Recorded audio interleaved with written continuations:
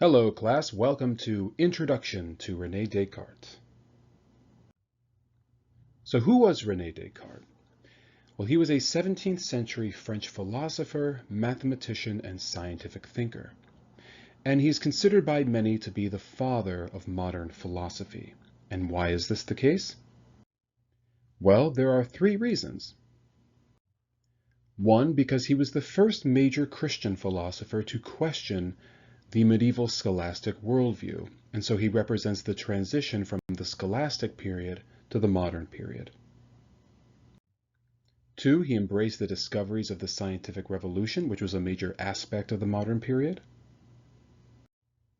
And thirdly, Descartes encouraged the individual pursuit of wisdom without reliance upon institutional knowledge, that is from like the universities or from the church, etc.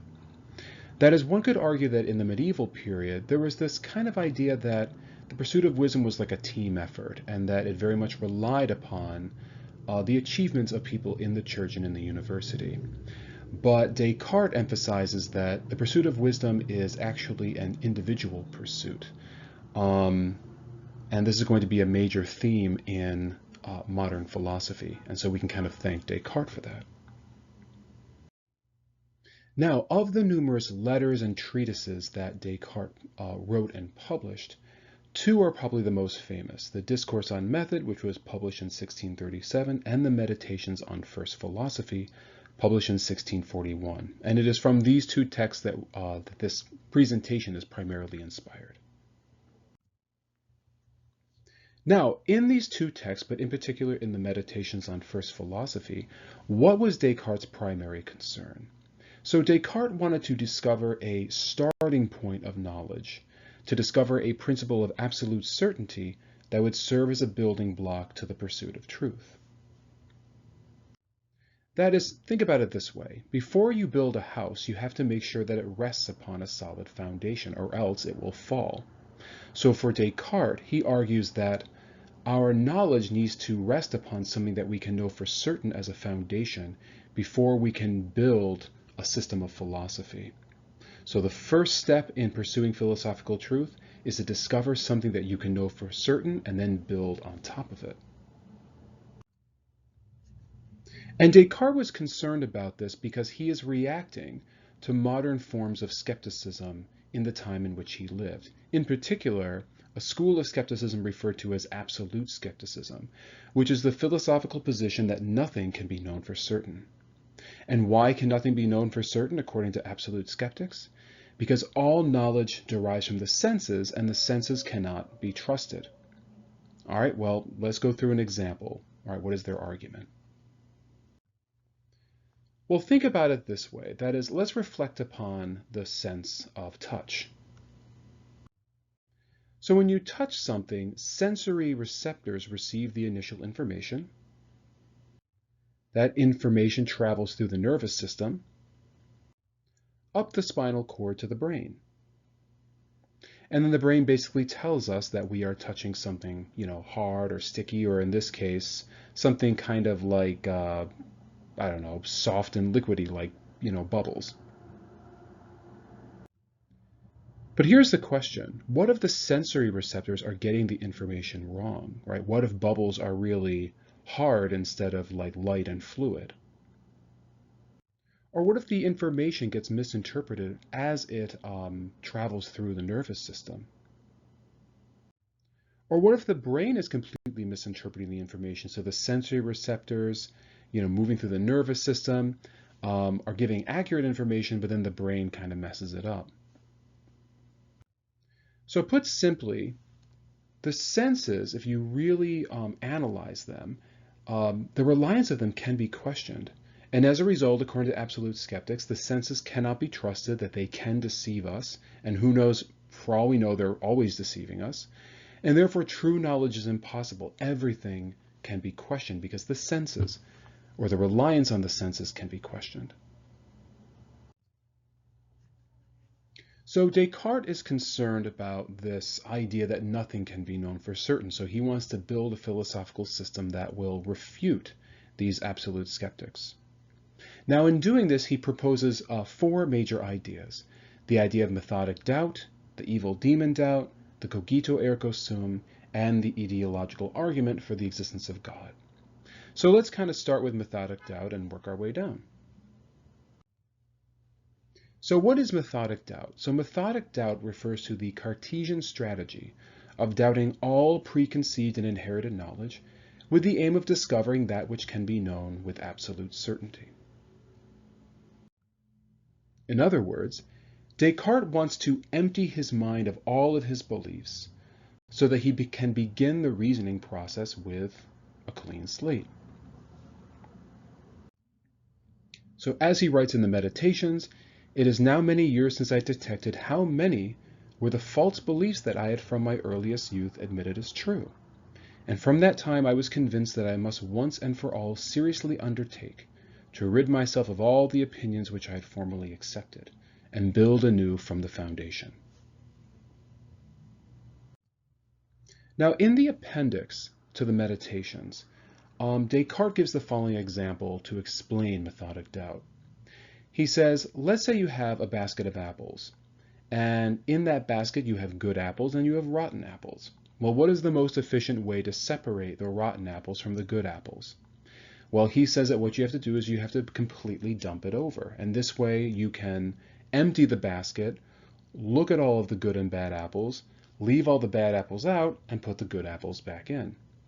So in other words, the apples represent good thoughts or good ideas and bad ideas. So the best thing to do, or the most efficient thing to do, is to get rid of all of your ideas, get rid of all of your beliefs, inspect each of them, and then little by little put the good ideas in and leave the bad ideas out. Now here's the thing. So in the Meditations, he employs this methodic doubt and he says, okay, I'm just going to empty my mind of everything. I'm just going to doubt everything that I ever believed was true. And as he's doubting, Descartes gets entangled in two epistemological dilemmas, what is called the dream doubt and probably the most famous, the evil demon doubt. So in the dream doubt, Descartes says, oh my goodness, like, how do I know that right now I'm not sleeping? Right? How do I know that this life of mine isn't a dream? Like, how do I know that I'm not sleeping right now? And this concerns him because, again, he's doubted everything. So how does he know that his life isn't just an illusion, that it's not just a dream? And then Descartes ups up the ante with the evil demon doubt, where he says, how do I know that an evil demon is not deceiving me into believing that my life is real? So for example, here's a guy giving a presentation in a conference room. So how does this guy know that he's really in a conference room? How does he know that the people around him really exist? That is, for all we know, this man is being tricked by an evil demon into believing that he really exists, that the room really exists, and that those people really exist. So Descartes says, how does he know for certain that an evil demon is not tricking him, just like he might be tricking this hypothetical man in a conference room? Now, this might sound familiar to those who have seen the movie The Matrix because it follows the same basic principle. So in this case, the main character, Neo, realizes that his entire life is a falsehood, that he's been living in this computer-generated matrix, and that his whole life has been an illusion. So with this evil demon doubt, Descartes questions, he says, perhaps the world that he's ever known doesn't even exist, that perhaps he doesn't even exist, and maybe he thinks that he exists because the evil demon is tricking him, so it's all an illusion. So Descartes has kind of dug himself into quite a hole here, and he tries to get himself out. And in the process of his meditating, he discovers what is called the Cogito Ergo Sum, which in Latin is, I think, therefore I am.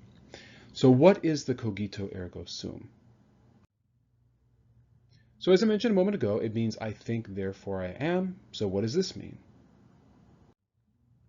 Well, Descartes, he says, well, what am I doing right now in the meditations? Well, I'm thinking. So obviously that means that I am a conscious, critically thinking thing, and I know that because I'm presently doing it.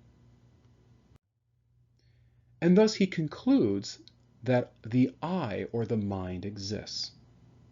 So he's thinking critically, and therefore he concludes that he must have a mind. So I think, therefore I am, or I'm a conscious, critically thinking thing, therefore the mind exists. So in other words, if he was not capable of thinking critically, if he was not conscious, then that means that the mind doesn't exist, because he's not capable of thought. But because he is capable of thought, it must therefore mean that the mind exists.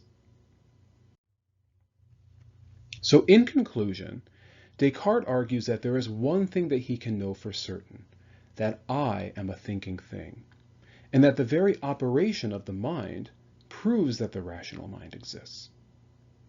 So guess what? Now Descartes has his certain principle upon which he can build the rest of his philosophy. So what is the first step in his building his philosophical system? Well, from the cogito starting point, Descartes then proceeds to prove the existence of God using reason alone. Now, why is it important that he proves God's existence? Because if Descartes can prove that an all-good, all-powerful God exists, he can therefore prove that the evil demon does not exist, because an all-good, all-powerful good God would never allow for such a deceiving demon to trick us. And his first proof in the Meditations is known as the Eidological Argument, which we will talk about in the next presentation. So in conclusion, Descartes' primary concern is to discover an undeniable truth, so to refute the absolute skeptic.